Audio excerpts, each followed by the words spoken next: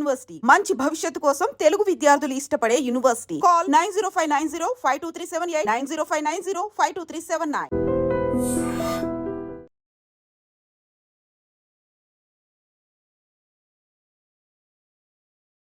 శ్రీకాకుళం జిల్లా సింగుపురం హైవేపై ఘోరమైన రోడ్డు ప్రమాదం జరిగింది. ఈ ప్రమాదంలో ఒకరు అక్కడికక్కడే మృతి చెందగా 8 మంది తీవ్రంగా గాయపడ్డారు. క్షతగాత్రులను హుటాహుటిన స్థానిక హాస్పిటల్కి అయితే హైవే పెట్రోలింగ్ పోలీసులు తరలించారు.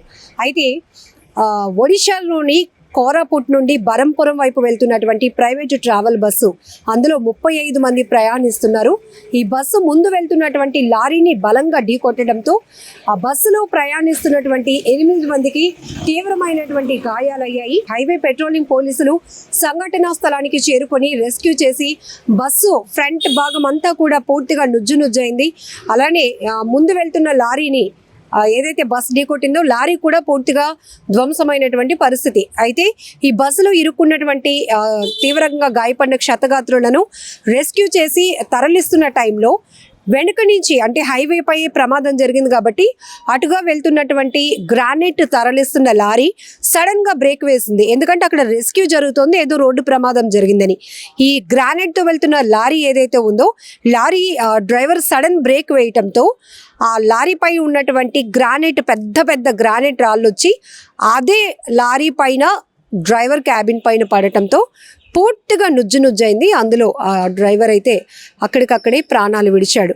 దాంతోపాటు బస్సులో ప్రయాణిస్తున్న ముందు బస్సు ప్రమాదం జరిగింది కాబట్టి అందులో 8 మంది కూడా తీవ్రంగా గాయపడ్డారు.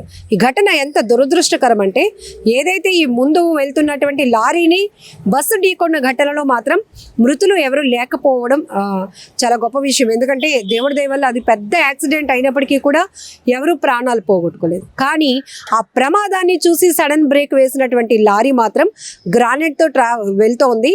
ఒక్కసారిగా సడన్ బ్రేక్ వేయడం వల్ల గ్రానైట్ రాళ్ళు వచ్చి క్యాబిన్ మీద పడి ఆ డ్రైవర్ ప్రాణాలు విడిచాడు. ఇక్కడ ఎంత దురదృష్టం చూడండి. ఇలాంటి ఘటనలు విన్నప్పుడు చాలా షాక్ అనిపిస్తూ ఉంటుంది.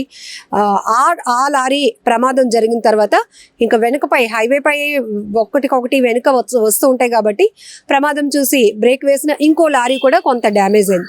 ఇలా ఈ ఒక్క ప్రమాదంలో ముందు వెళ్తున్న లారీని ట్రావెల్ బస్సు ఢీకొన్నటువంటి ప్రమాదంలో బస్సుతో పాటు మొత్తం 3 లారీలు నుజ్జయ్యాయి. ఒకరు మృతి చెందారు. 8 మంది తీవ్ర గాయాలతో హాస్పిటల్లో చికిత్స పొందుతున్నారు. చాలా బాధాకరమైన విషయం. ఇంకా నయ్యం, అందులో 35 మంది ట్రావెల్ చేస్తూ ఉన్నారు.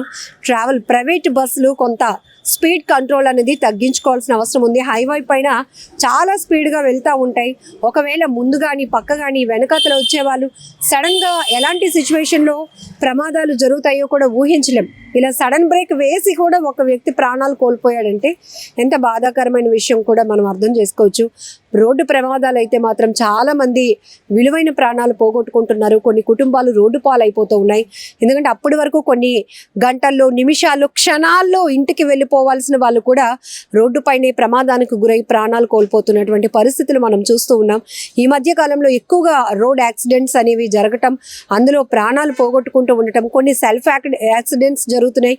కొన్ని అయితే ఒక వాహనంకు మరొక వాహనం ఢీకొట్టడం, ఓవర్టేక్ చేసే టైంలో కావచ్చు, ఓవర్ స్పీడ్తో వెళ్తూ కంట్రోల్ తప్పి వాహనాలు అదుపు తప్పి బోల్తా పడుతూ ఉంటూ ప్రమాదాలు జరిగి ప్రాణాలు పోగొట్టుకుంటున్నారు. ఏదేమైనా చాలా బాధాకరమైన విషయం. మరి లారీ డ్రైవర్ చాలా దురదృష్టవంతుడు. ఎందుకంటే ఆయన వాహనాన్ని ఆయన కానీ ఎవరిని ఢీకొనలేదు. కానీ ఒక ప్రమాదాన్ని చూసి ఆయన అక్కడ రెస్క్యూ జరుగుతోంది కదా పాపం అని సడన్ బ్రేక్ వేసేటప్పటికి ఆ గ్రానైట్తో వెళ్తున్నటువంటి ఆ లారీ నుంచి కాస్త గ్రానైట్ రాళ్ళు పడి క్యాబిన్ అంతా మొత్తం పూర్తిగా ధ్వంసమైంది. మీరు విజువల్స్లో చూస్తున్నారు. పూర్తిగా అంత పెద్ద పెద్ద, అంటే చాలా హెవీ వెయిట్ ఉంటాయి కాబట్టి ఆ గ్రానైట్ రాళ్ళు ముందున క్యాబిన్ పైన పడటంతో ఆయన అక్కడికక్కడే ప్రాణాలు కోల్పోయారు. ఏదేమైనా ఈ బస్సు లారీని ఢీకొన్నటువంటి ప్రమాదంలో క్షతగాత్రులైన వారు త్వరగా కోలుకోవాలని మనమందరం కూడా భగవంతుని ప్రార్థిద్దాం. సో మొత్తానికి హైవే పెట్రోలింగ్ పోలీసులు మాత్రం ఘటనా స్థలానికి ఇమీడియట్గా చేరుకొని అక్కడ వారికి సహాయక చర్యలు చేపట్టారు. స్థానికులు కూడా కొంతమంది హైవే పైన వెహికల్స్ ఆపి మరీ రెస్క్యూలో పార్టిసిపేట్ చేసిన వాళ్ళు కూడా ఉన్నారు. ఎందుకంటే వాళ్ళ ఆర్తనాదాలు అప్పటికే ప్రమాదం చాలా తీవ్రంగా జరిగింది. ఎందుకంటే చాలా బలంగా ముందు వెళ్తున్న లారీని ట్రావెల్ బస్ ఢీకొనటం వల్ల మొత్తం బస్సు ఫ్రంట్ ఎలివేషన్ మీరు చూస్తున్నారు విజువల్స్ లో ఎంతలా డ్యామేజ్ అయిందో. ఇంకా మనుషులు ఎవరికి ప్రాణాపాయం లేకుండా గాయాలతో బయటపడడం అనేది మాత్రం థ్యాంక్ గాడ్ అనేది చెప్పాలి. ఏదేమైనా ఇలాంటి ఘటనలు చాలా బాధాకరం. రోడ్డు ప్రమాదాలు జరుగుతూ ఉన్నాయి. రోడ్డు ప్రమాదాలపై ఎప్పటికప్పుడు పోలీసులు అప్రమత్తం చేస్తూనే ఉన్నారు. స్టీరింగ్ మీ కంట్రోల్లో ఉందని మీరు అనుకుంటారు, కానీ మీరు ఓవర్ స్పీడ్గా వెళ్తే ఎప్పుడు ఎటు నుంచి ఎలాంటి ప్రమాదం జరుగుతుందో తెలీదు. మీ పైన డిపెండ్ అయిన ట్రావెలర్స్ వాళ్ళ పరిస్థితి ఏంటి అనేది కూడా ఇక్కడ మనం చూడొచ్చు. అతి వేగం ఎంత అనర్థాలకు తావిస్తోంది. అతి వేగం వల్ల ఎంతో మంది ప్రాణాలు పోతున్నాయి. కుటుంబాలు కన్నీరు మున్నీరుగా విలిపిస్తున్నటువంటి పరిస్థితులు. కొంతమంది అయితే శరీర భాగాలు పూర్తిగా పోగొట్టుకొని అదొక నరకం అనుభవిస్తున్నారు. ప్రమాదంలో ఇలాంటి చాలా ఇన్సిడెంట్లు మనం చూస్తున్నాం. కాబట్టి కొంత ట్రాఫిక్ రూల్స్ని మనం పాటించి అతి వేగాన్ని తగ్గించుకొని సేఫ్ జర్నీయే మోటోగా ముందుకు వెళ్తే బాగుంటుంది అనేది కూడా ఉంది పరిస్థితి. నిజంగా ప్రస్తుతం ఉన్నటువంటి సమాజం దేనికి ప్రయారిటీ ఇస్తుంది?